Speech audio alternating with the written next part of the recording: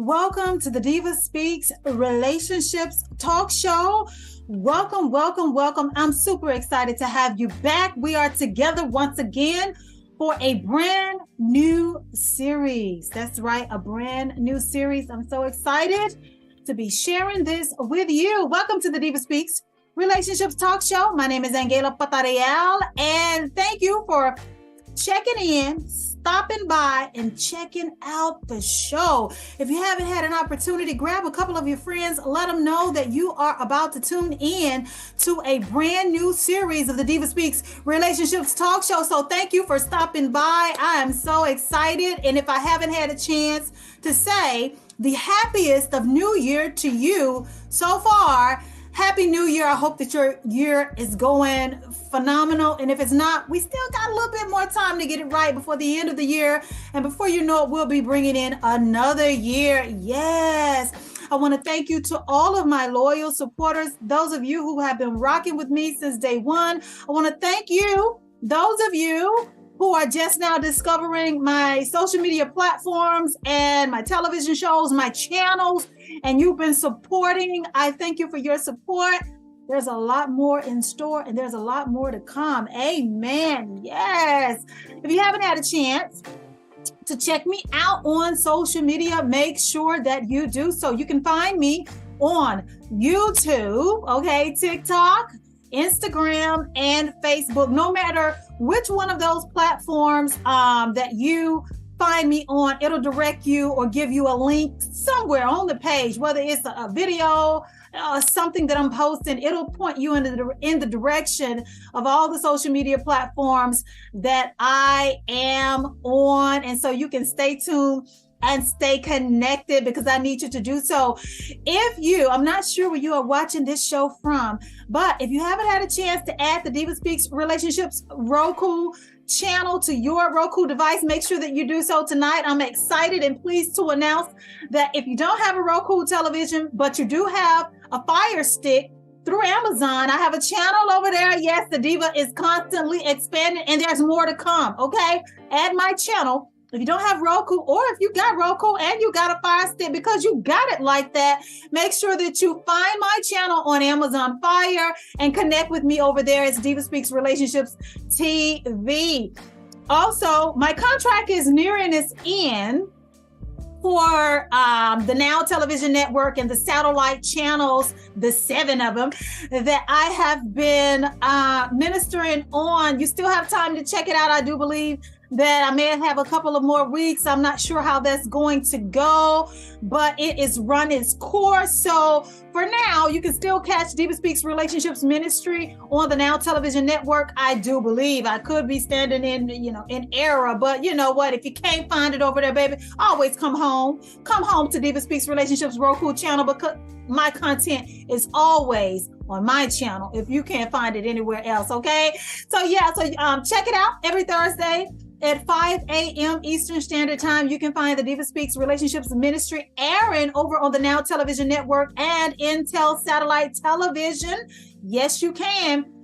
In addition, if you have Spectrum Cable or AT&T Uverse and you want to check out the talk show, okay, make sure that you tune in every second and fourth Friday of the month at 11 p.m. Eastern Standard Time. If you're here in the Carolinas, because I'm talking to you from the Carolinas, it will be Spectrum Cable Channel 21 at 11 p.m. or AT&T Uverse Channel 99 at 11 p.m. And again, that's every second and fourth Friday of the month. Those are my contractual air times. Those are my contractual dates and air times. So make sure that you check it out. If you're local in Charlotte and you got access to public access TV, which is our Access 21. Never despise the days of small beginnings because, baby, those connections, woo, God is good. Those connections and that type of alignment and networking is what has got me here today. Make sure that you check me out on Access 21 every second and fourth Friday of the month. You can either live stream it if you don't have cable, or you may be your situation is a little bit different right now. If you got Wi-Fi, just go to tvaccess21.com and live stream my show from the station's website, okay? Or Access 21's Roku channel, okay? You can do all of that. I've just provided you with so many different platforms, so many different avenues to watch the Diva Speaks Relationships Talk Show. And again, there is more to come. More Roku channels of coming down the pipeline. And I will be announcing that as, everything is put into place. But I want to just give thanks to God, our Heavenly Father, for making all of this possible. Lord, it feels so good. Yes, it does. So I think that's all of that is out of the way because, I only tape one time. And due to contractual obligations, I cannot talk about some of my resources. But I will say, make sure that you visit the Diva Speaks Relationship official website so you can check out my tools and resources that are available for you in your times of distress in your relationship. If you need a fine tune up, if you see that something is happening and you say, you know what, I want to get ahead of this thing, or a lot has happened and I need to start the healing journey or start the restoration or attempting to reconcile, make sure that you visit my website. I got some great resources over there for you, life-changing resources over there for you, for your relationships. My website, that information will be or should have been at the beginning of the show, definitely on your way out. You can see it, but it is diva-speaks-official.com. Once again, my website address is diva-speaks-official.com. That is my official website. Check it out. You will not be disappointed. You get to know a little bit more about me, where I've been, my appearances, my resume, things that, you will be able to see my track record, and that I'm just not some social media person that just likes to talk. I am not new to this. I'm very, very true to this and committed to the success of relationships and or your healing journey for your next relationship, if it's not that relationship. Amen. Yes. So this is the series that I have taken my time with, and I refuse to begin the production process until I knew exactly the direction that I wanted to go, because I wanted it to be relatable. I wanted it to be something that you guys can sit down and walk through this with me, versus someone just, I know though there are those of you who like teaching and, the preaching aspect of it. And I enjoy those too. There's a time and a place for it. But tonight, I just want to have an intimate conversation with you about the autopsy. Tonight, we're going to be talking about and starting the official start of the Autopsy series. Autopsy. That's right. Autopsy. We've all heard that word before as it relates to death, right? The Autopsy series. I can't repeat that enough because I want you to get a visual in your head. The Autopsy series. What caused the death of your marriage? What was the reason your relationship died? Do you know? Have you come to terms with it? Or do you need to start the autopsy process to get a better understanding of how that relationship died? Were there things that you could have prevented? Did the relationship or the marriage have pre-existing conditions that you were aware of? Were the pre-existing conditions something that were fixable? Was there something, was the information presented up front? Or did you discover it in the process of your relationship? Did you have an opportunity to prepare yourself for the side effects or just the effects of those pre-existing conditions? Were you equipped to deal with it? Did you take on something that inevitably was going to be fatal? It could not be fixed. See, we're going to talk about all of that during this entire series, and I am in no rush to get to any. And when I tell you, I have a list of things that we are going to be diving into and taking a look, and I'm going to be providing examples. I need you to know and buckle up, because this series is not for the weak of heart. It's not. This series is not for those who are living in denial.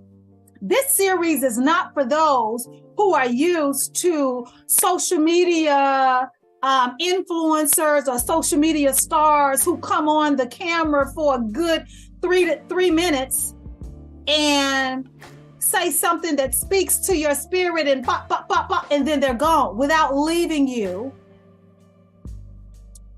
with something that you can ponder on in an effort to get a better understanding, transitioning you into a place where you can begin to either fix that situation, fix what is wrong within, and or heal it.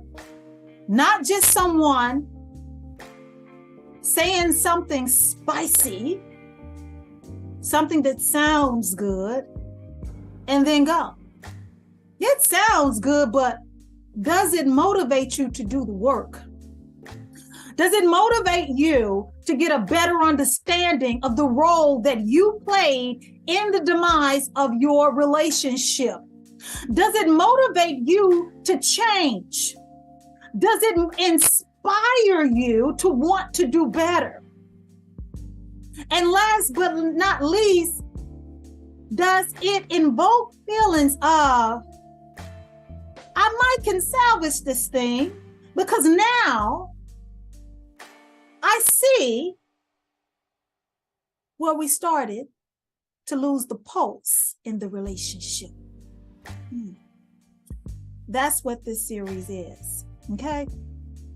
Now, if you're with me so far, if you are still with me and you're interested, make sure, okay? Make sure that you begin helping the diva by spreading the word on the things that we are going to be talking about.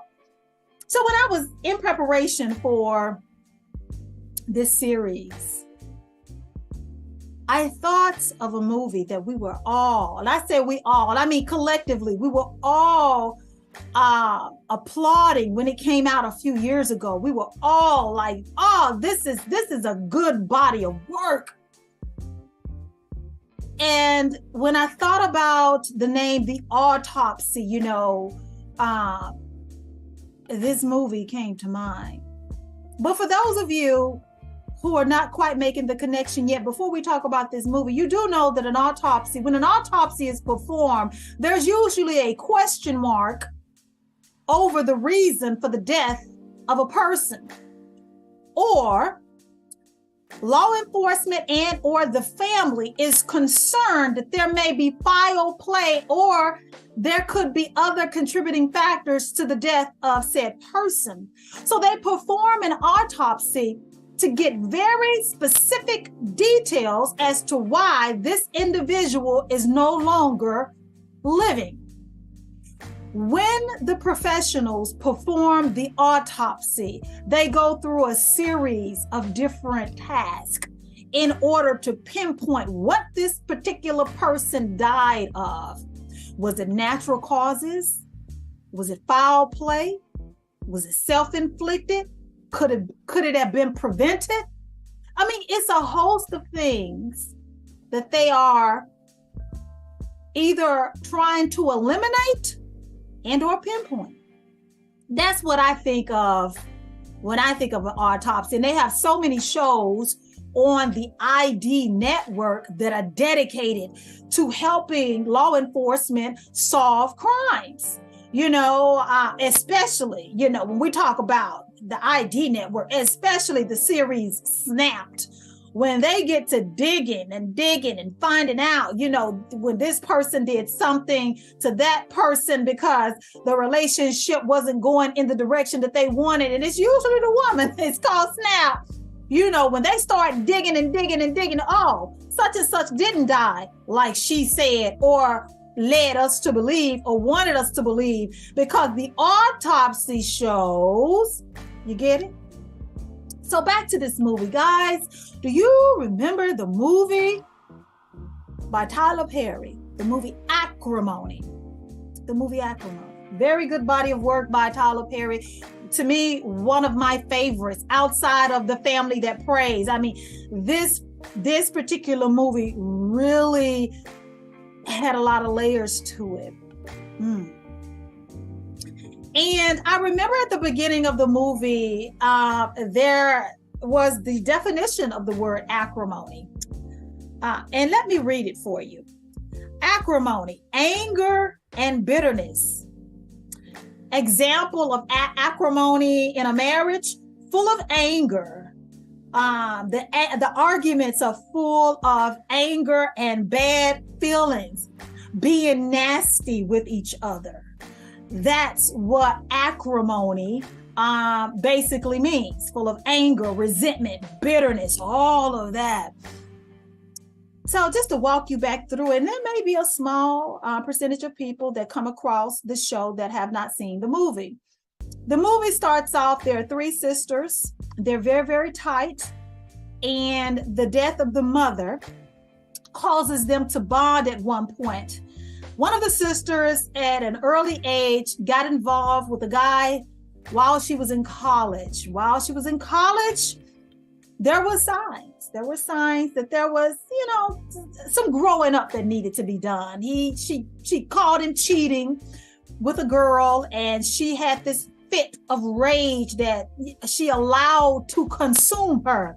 She allowed rage to consume her to the point, and this is very important, at a young age, young adult, she caught a then boyfriend cheating. She allowed the emotions to overwhelm her, and she took her car and she rammed it into his RV, the little RV that he was living out of. He was in there with a girlfriend. They had been intimate, and she rammed it and she destroyed his home. And in the process, she destroyed her ability to ever have children. Allowing your emotions to fester and overtake you, okay? That was the first thing that happened. After her mom died, she got a big old mess of money, a crap load of money. The sisters were concerned that she was going through this money. And a lot of the money she spent on this man, this young man. They got married, they started living the life, and all he was dedicated to at that time was perfecting his craft and his invention. He believed in himself. She did too. For years she did. She believed in her husband. The sisters, there were two sisters. They were very bitter. They didn't think too highly of this guy. And you can kind of understand that this is someone who has, not really done right by your family member. She has lost her ability to ever have kids behind you. Not excusing what she did, but you was part of the reason that she acted the way that she did, because you were cheating on her with this girl. Well, guys, as the movie progresses, the money runs out. And as the money runs out, he is really closer to achieving his dream. Very, very close. The more the money runs out, the more the sisters are in her ear. The more the sisters are in her ear, the more bitter and angry and less tolerant. She has no patience for him. She talks to him like a low-down, dirty dog, like he is beneath her. To the point that it gets so out of control that you can really see that she has a level of disgust for her husband that is really unholy and unhealthy. Now, she's a grown woman with her own marriage, her own set of problems, her own bills. She went broke behind it because he hasn't worked a day in his life. All the bills were on her, and all the money was drained from her bank account. and she let her sister talk a bad situation from a molehill to a mountain. And it just got worse. Well, remember the girl that he was cheating with when they were younger? This woman now is a major player at the company that he needs to get his invention in front of before the members of the body or the people the decision makers in that company. She was the person. And while he was trying to orchestrate this process or whatever, he withheld certain information from his wife. The sisters were constantly in her ear. One thing led to another. Something as innocent as him trying to achieve his dream, unfortunately with the woman when they were kids that he got caught creeping with, it looked like he was cheating. Now again, with the girl that he was cheating with, which is the reason why the wife can't no longer have any babies. So in her eyes, the sisters, the pop in her ear, not only has he not paid any bills, you done lost this house that our mother left you. You done ran through all your money. You got nothing to show. And he out here cheating on you with the same chick from 20 something years ago. And she ripped him into shreds. She did. She ripped him into, it was painful. Do you guys remember that? It was so painful watching her talk to him like that. Oh my God. Taraji played that role. Amen. She played that. Oh Lord, she played that role. I felt for him because we in the audience, we could see everything. Whereas her character couldn't see anything. She was so angry. She had to move in with her sister. She's listening to them. They still with their man, okay? But they didn't help her talk her out of her marriage, right? They're still with their man, but now you don't have yours. And what was the crazy thing about it is the invention that he had been working on all those years, finally, he got his big breakthrough. We're talking about millions of dollars. He got his breakthrough. He was not cheating with that girl, but that girl who became that woman who became a staple in his story helped him push to the finish line. At no point had he ever cheated on his wife, despite what her sisters were telling her. And now y'all know how the story goes. He got his big break. Taraji's character did divorce him.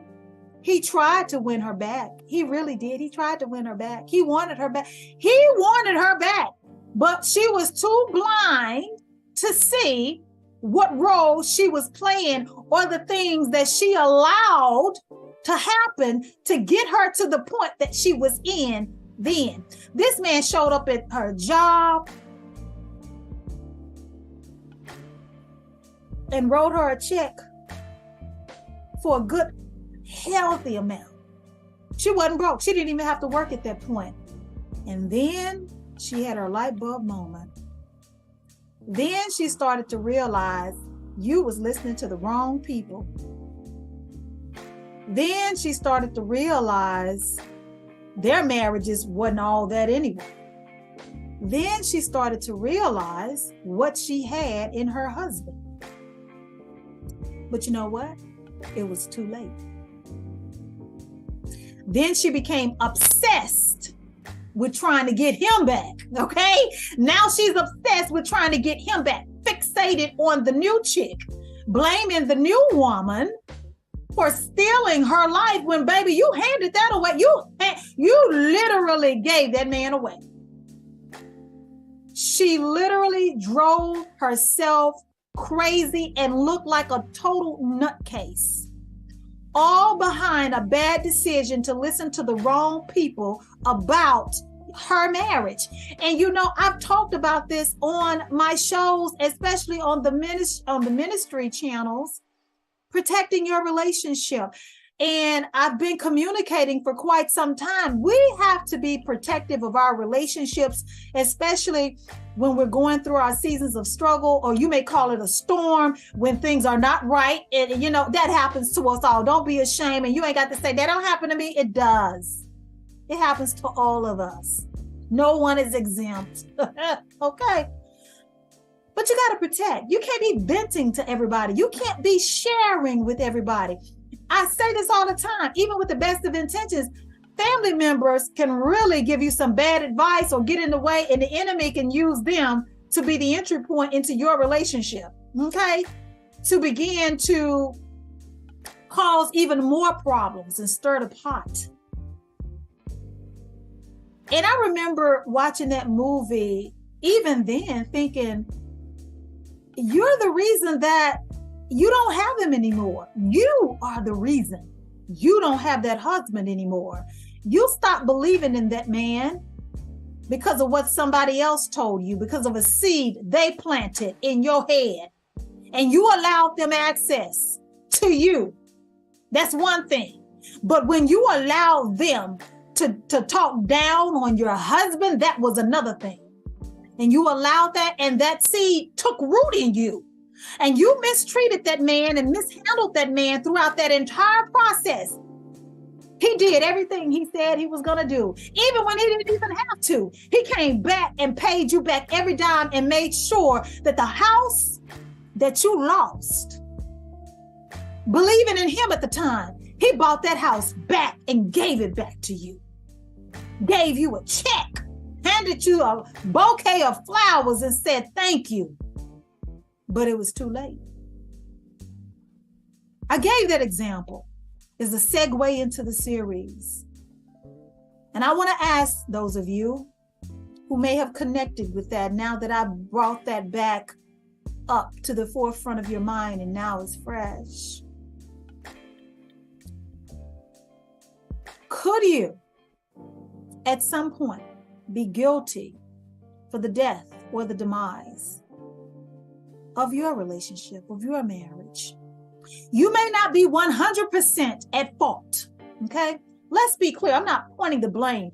This is a series dedicated to understanding your role and what happened. Because the covenant, or if you're not in the covenant, your committed relationship at some point meant something to you. At some point, things went wrong. Things began to change. There was a shift that you noticed and did nothing about, or that you noticed and felt helpless. You didn't have the answers at the time, or that you noticed, but you didn't exactly have a name to associate with what you were seeing. So what could some of those things be? As we began to talk about what caused the death of your marriage, okay? How did your relationship begin to die? You know, some of the things that we're going to talk about, again, are not going to be easy.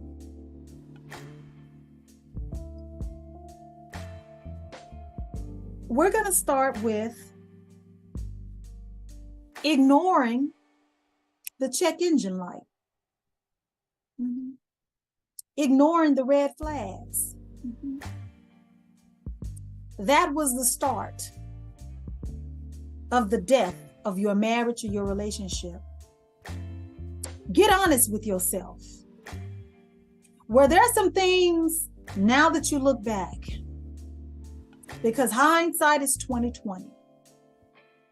What were the things that you saw happening that you didn't say anything about, that you let slide? What were the red flags that you ignored?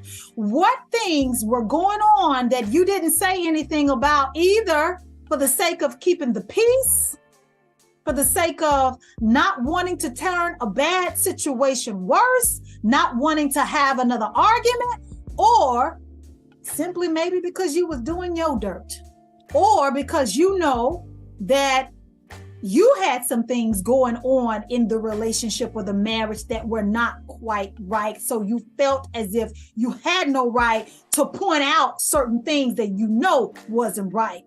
And I'm saying to you, acknowledge your role, but then too, you also simultaneously have to address the fact that you saw the red flags. You knew the check engine light was there and you failed to do anything about it. And you may be asking, okay, but Diva, what could the check engine light be? For instance,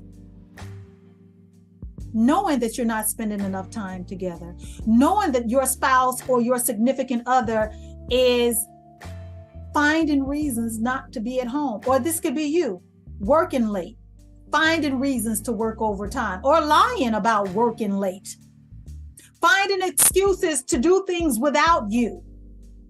Now you have went from spending quality time together, enjoying one another's company, doing the things that couples do, pouring into one another. What used to be effortless with just hanging out with your best friend and the person that you love, now it's a problem. You're finding that you're not spending any time together. And when it is, it's short-lived or it's few and far in between. Ignoring the check engine light. That should have been a sign that something is wrong. And I get it. Because I'm talking to grown people here. Most of us have jobs and careers, and we don't have a whole lot of time to be sitting around trying to act like we're teenagers. Because again, some of you are still having children and raising children. Some of you have a lot of responsibilities as it relates to other members of your family, possibly parents, aging parents, children going off to college and being very involved with your children and their extracurricular activities and the things that they get into, and just being a parent. And then you have your social circles, and then you have church life or your spiritual life. And then you have time that you want for yourself, that you need for yourself, to yourself. You have all of these different things that as an adult that come with being an adult. But despite all of this, you can never neglect the time that is needed and necessary to pour back into your partner, to pour back into your marriage, to make it sustainable. And if you notice that there was not enough time being spent together, if you notice that you were spending less and less time and you did nothing about it, that's a problem. That's a problem. Because the more time that you spent away from one another, the more leeway, the more you were giving the enemy permission to come on in and have a seat. Because if I'm not spending time with you like I should, as we should, as needed, as a couple, we're not checking in with one another. We're not fully engaged and involved with each other's lives to make sure that, baby, are your needs met? Are you okay? Is there anything going on with you we want to talk about? Or just to have some couples time, some time to plug into one another. Let's reignite this thing. Make sure you're good. Make sure that I'm taking care of you so that you can take care of me. Making sure that, your needs are met before you go outside of the home to make that living and to face the world. But if we're not spending time together, if we're not communicating as we should and connecting and having the conversation and having and applying the comprehension needed with the conversation, that is a recipe and a setup for disaster. And if you notice this, now that we're having the dialogue, you can see where and how things begin to fall apart. You cannot effectively have a relationship with anyone that you're not spending quality time with. It just doesn't work like that. And you may be saying to yourself, what could I have done different? Because I had this going on, I had that going on. they had this going on and that. Or you may be saying things were so bad that neither one of us wanted to spend time. Or damn it, Diva, I begged her to spend time with her. I begged him to spend time with me. I was crying about it. They always found an excuse. They always found a reason. They always wanted to fight right before we were supposed to do something together. It was always a problem when it came down to us spending time together. That is not my fault. I get you. I get exactly what you're saying. It is not your fault, because you can't make a person spend time with you if they don't want to. But let me tell you something. At least now you can see where things began to change, right? We can acknowledge that this person wasn't willing to give you and the relationship or the marriage what you needed in order to sustain it, in order to keep the relationship afloat, in order to keep the connection solid. And then we could go off into other areas with it. Why aren't you wanting to spend time? Is it because the relationship had become strained, or were there other outside factors that played into your decision not to want to spend time with your partner, with your spouse, with your significant other? Some of those reasons could be a job. Maybe there was a financial hardship going on in the home, or maybe you guys were trying to avoid one. Maybe your partner or you lost focus and it became less stressful to hang out with friends or other people besides one another. So you started spending more time with other people, doing other things to entertain yourself. And last but definitely not least, sometimes when people make up in their minds they want to leave you for somebody else, they create reasons not to spend time together because they want to get the hell on and get out the door to spend time with the person that they're cheating with, or that they have some level of interest and they are nurturing this new illicit affair. We're going to call it for what it is. Most of the time when you start having to, and I hate to say this word, but let's just call it for what it is because we're all grown folk. Most of the time when you see that you have reduced yourself, because honey, I've been there, okay? Experience is a good teacher. I've been married twice, okay? This is my second marriage. When you notice that you now have been reduced to having to beg your spouse to spend time with you, and they're giving you pushback, and even if they don't say no, they're giving you an attitude, and you know they really don't want to be there with you, things are bad. Things are bad, and they don't care how bad it has gotten. And it would seem that at times they're trying to speed up the process to get to the end of the relationship because they want out. The Autopsy series, that is what we're discussing. This is the series where we're getting into it. And one of the first things on the autopsy report that could have been causing the death or a contributing factor to the death of your relationship is ignoring the check engine light in your relationship, ignoring or refusing to address the red flags in your marriage or your relationship. What could you have done different? That is the question that I want to leave you with. What could you have done different? What should you have done different? Could you have maybe prayed a little more? Because we can't force people to do anything that they don't want to do. All right? Amen? We can't. And if you were in the right mind to start addressing those things as you begin to see them happen, ask yourself, did you handle them properly? Did you handle it right? Did you approach it biblically and or in the right way?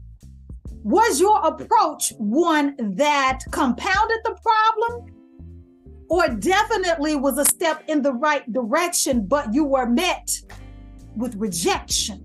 Okay, those are the things that I need you to ask yourself until we reconvene this conversation. Okay, for the next time we get together and start talking about another contributing factor on the autopsy report. But I'm going to leave you with this tonight. One of the first things we've talked about as a contributing factor to the death of your relationship or your marriage, refusing, okay, to address the red flags or ignoring the check engine light. Okay, we talked about earlier in this particular episode or broadcast, were there pre-existing conditions in the relationship that you were aware of or that were hidden from you? And if you were not aware of those pre-existing conditions, why were you not aware? Did you not check all the boxes? Did you spend enough time with this person before committing to them in a relationship? Those pre-existing conditions are very important when you're trying to have longevity with this partner, with this person in this relationship. Because let me tell you, if some of the pre-existing conditions in this marriage or in this relationship were things such as, let's go back to some of the reasons that we talked about a little bit with people not wanting to spend time with you. If infidelity or adultery was a pre-existing condition that came with this person, meaning if this person has always been one to have never been faithful to anyone in any relationship ever in life, were you aware of that?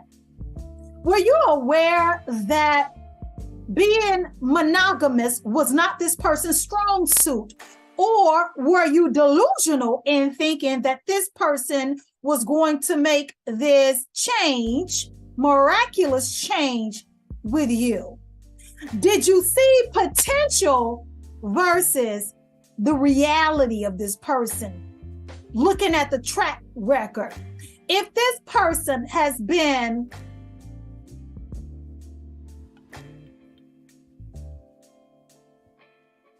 rigorously unfaithful to every partner they've ever been with, and they refuse to either acknowledge it, address it, have the conversation, and place that information on the table with a strategy as to how it would be different with you, you were setting yourself up for a relationship full of disappointment because they've had no practice in being monogamous. Was that one of the pre-existing conditions that you were dealing with, that you were just hopeful versus looking at the reality of it? These are the things that we have to get honest with ourselves about. Another pre-existing condition. Did you get into a marriage or a relationship with someone who has a substance abuse issue or problem? Things like that fall under the umbrella of pre-existing conditions. Were you aware of them? Or did you discover this information in the journey when things started to fall apart, when things started to make no sense at all? And you're wondering, where is this coming from? How did we get here? What the hell? Pre-existing conditions. They've been like that. They've been like that. You were just now discovering that they were like that. So guys, this has been the first installment of the Autopsy series, okay? What caused the death of your marriage? What caused your relationship to die? My name is Angela Patarial, and make sure that you tell your friends and come back for the next episode and installment of the Autopsy series as we begin to dig deeper and dive more into the reasons for the death of relationships and coming out of this land of delusion and denial and start owning up to some of the things that happened that caused our relationships to fall apart. Because you know what? Sometimes hindsight is 20/20. And sometimes there may be a few people out there that can get honest with themselves and can say, you know what? Okay, now looking back, this is that, and now I recognize it for what it is, and it may be salvageable. It may be something that God can assist you with turning that thing around. Yes, restoration could be possible for some of you. Granted, we are talking about the Autopsy series. However, we're talking about the death of the relationship, not the person, right? So resurrection is possible for your relationship. Never forget the story of Lazarus. But I want you to come back here for the next installment of the Autopsy series as we begin to talk about more of the things that contribute to the death and the demise of our marriages and our relationship, as we begin to move in the direction of finding solutions and finding your way back to wholeness as a person and in your marriages and relationships. My name is Angela Potariel. This has been the Diva Speaks Relationships Talk Show, okay? The Diva Speaks Relationships Talk Show. That's right. Make sure that you tell a friend. Make sure that you add the Diva Speaks Relationships Roku channel on your Roku device or on your Fire Stick, your Amazon Fire Stick at Diva Speaks Relationships TV. Make sure that you check out my website. It is a one-stop shop for all things Diva Speaks related. There are some tools and resources over there available for you. Please check it out. You'll see what I'm talking about. And until the next time, my name is Angela Patarial. The Diva has spoken.